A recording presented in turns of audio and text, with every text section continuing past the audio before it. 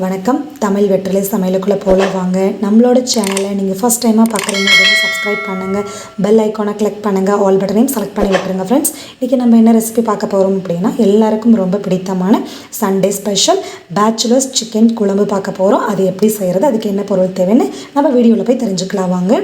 இன்றைக்கி நான் வந்துட்டு 1/2 கிலோ சிக்கன் எடுத்திருக்கேன். அதை நல்லா கழுவிட்டு சுத்தம் பண்ணிக்கலாம். ஃபஸ்ட்டு நல்லா 2-3 டைம் நல்ல தண்ணியில் வாஷ் பண்ணிடுங்க. வாஷ் பண்ணதுக்கப்புறமா ஃபைனலாக கொஞ்சம் மஞ்சள் தூள் போட்டுட்டு சிக்கனை நல்லா கழுவி எடுத்துக்கோங்க. அப்போ தான் நமக்கு அந்த கவுச்சி ஸ்மெல் இருக்காது. கழுவுனதுக்கப்புறமும் தண்ணி இல்லாமல் நல்லா புழிஞ்சிட்டு வேறு ஒரு பாத்திரத்தில் மாற்றி வச்சுக்கலாம். நம்ம அவ்வளோதான், நம்மளோட சிக்கன் க்ளீன் பண்ணி முடிச்சாச்சு. அடுத்து சமைக்கிறத பார்ப்போம். கடாய் வச்சுக்கோங்க. கடாய் ஹீட் ஆனதும் ஆயில் சேர்த்துக்கோங்க. 1 ஏலக்காய், 1 ஸ்டார் பூ, 3 கிராம்பு, 1 மராட்டி மொக்கு, கல்பாசி, 2 துண்டு பட்டை, 1 பிரியாணி இலை 3 கிள்ளி போட்டுக்கோங்க. 1/2 ஸ்பூன் அளவுக்கு சோம்பு சேர்த்துக்கோங்க. அவ்வளோதான் தாளிக்கிறதுக்கு. இது வந்துட்டு நம்ம தாளிக்கிற ஜாமானம் பிரியாணி பேக்கெட் இருக்குது இல்லைங்களா, தாளிக்கிற ஜாமானம் அது வாங்கிக்கோங்க. அதில் இருக்க பொருட்கள் எல்லாமே சேர்த்துக்கோங்க. அஜினமோட்டோ அப்படி இருக்கும் இல்லைங்களா, ஒரு சின்னதாக குட்டியாக பாசி போல் இருக்கும், அது சேர்த்துக்க வேண்டாம். மீதி எல்லா பொருளும் சேர்த்துக்கோங்க. இப்போ இந்த தாளிப்பு ஜாமான் எண்ணெயில் லைட்டாக பரட்டியாச்சு. அதுக்கப்புறம் கருவேப்பிலை சேர்த்தாச்சு.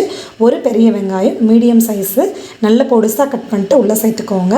1 பச்சை மிளகாய் இந்த போல் நான் கீரி போட்டிருக்கேன். இது மிளகா கொஞ்சம் காரம், அதனால் இந்த போல் நான் சேர்த்துருக்கேன். உங்கள் மிளகா காரம் இல்லை அப்படின்னா நீங்கள் வந்து நல்லா கீரியே போட்டுக்கோங்க. 2 மிளகா கூட சேர்த்துக்கோங்க நீங்கள். இப்போ 2 தக்காளி நல்லா பொடுசாக கட் பண்ணிட்டு உள்ளே சேர்த்தாச்சு. இதையும் இப்போ நல்லா கலந்து விட்டுறலாம். தக்காளி நல்லா கலந்தாச்சு. அதுக்கப்புறம் தேவையான அளவு உப்பு சேர்த்துக்கோங்க. கொஞ்சம் மஞ்சத்தூள் சேர்த்துக்கோங்க. இப்போ இதையும் நல்லா கலந்து விட்டுறலாம்.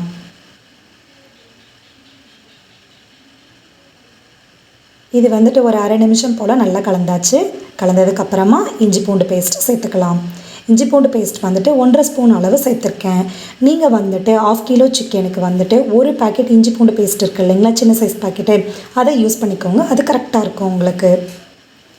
அவ்வளோதான். இப்போ இதை நல்லா கலந்து விட்டுறலாம்.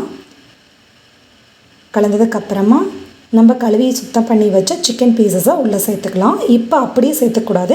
இப்போவும் தண்ணி இல்லாமல் வடிச்சிட்டு நம்ம பீசஸ் மட்டும்தான் எடுத்து உள்ளே சேர்த்துக்கணும். இது போல் சேர்த்திங்க அப்படின்னா தான் நமக்கு கவுச்சி ஸ்மெல் வராமல் இருக்கும். இப்போ நான் சொல்கிறது எல்லாமே 1/2 கிலோ சிக்கனோட அளவுக்கு மட்டும் சொல்கிறேன். நீங்கள் சிக்கனோட அளவு அதிகப்படுத்துனீங்க அப்படின்னா மற்ற பொருட்களோட அளவையும் அதிகப்படுத்திக்கோங்க. இப்போ தேவையான அளவு குழம்பு மிளகாத்தூள் நம்ம உள்ளே சேர்த்தாச்சு. 2 ஸ்பூன் அளவு நான் சேர்த்துருக்கேன். உங்கள்கிட்ட குழம்பு மிளகாத்தூள் இருந்ததுன்னா உங்கள் காரத்துக்கு தகுந்த மாதிரி மிளகாத்தூள் சேர்த்துக்கோங்க. குழம்பு மிளகாத்தூள் இல்லை அப்படின்னா தனி மிளகாத்தூள் 1/2 ஸ்பூன் சேர்த்துக்கோங்க. மல்லித்தூள் வந்து 2 ஸ்பூன் சேர்த்துக்கோங்க. அதுதான் கரெக்டாக இருக்கும். காரம் பத்தலை அப்படின்னா தனி மிளகாத்தூள் இன்னும் ஒரு 1/2 ஸ்பூன் போல் சேர்த்து போட்டுக்கோங்க. இப்போது நல்லா மசாலாவில் பரட்டினதுக்கப்புறமா சிக்கன் வேகிறதுக்கு கொஞ்சம் தண்ணி ஊற்றிட்டு நம்ம வேக வச்சுக்கலாம். சிக்கன் வேகிறதுக்கு கொஞ்சம் தண்ணி சேர்த்துக்கோங்க. நான் வந்து எப்பயும் சிக்கன் தண்ணி விட்டு வேகும். நான் வந்து கொஞ்சம் அளவு சேர்த்து விற்றுருக்கேன். தண்ணியோட அளவு கொஞ்சம் சேர்த்து விட்டுருக்கேன் நான். உங்களுக்கு குழம்போட அளவுக்கு தகுந்த மாதிரி, ஆளுங்களோட அளவுக்கு தகுந்த மாதிரி நீங்கள் தண்ணி சேர்த்தவோ கம்மி பண்ணவோ செஞ்சுக்கோங்க. இப்போ இது நல்லா கொதிக்கட்டும். அப்பப்போ சிக்கன் பீசஸ் வந்துட்டு நல்லா வேகணும். பரட்டி விடுங்க. ஒரு 1/2 நிமிஷம் 1 நிமிஷம் போல் அப்பப்போ கலந்து விட்டுட்டே இருங்க. அடுப்பை வந்து மிதமான தீயில வச்சுக்கோங்க. மூடி போட்டு அப்பப்போ லைட்டாக பரட்டி விடுங்க.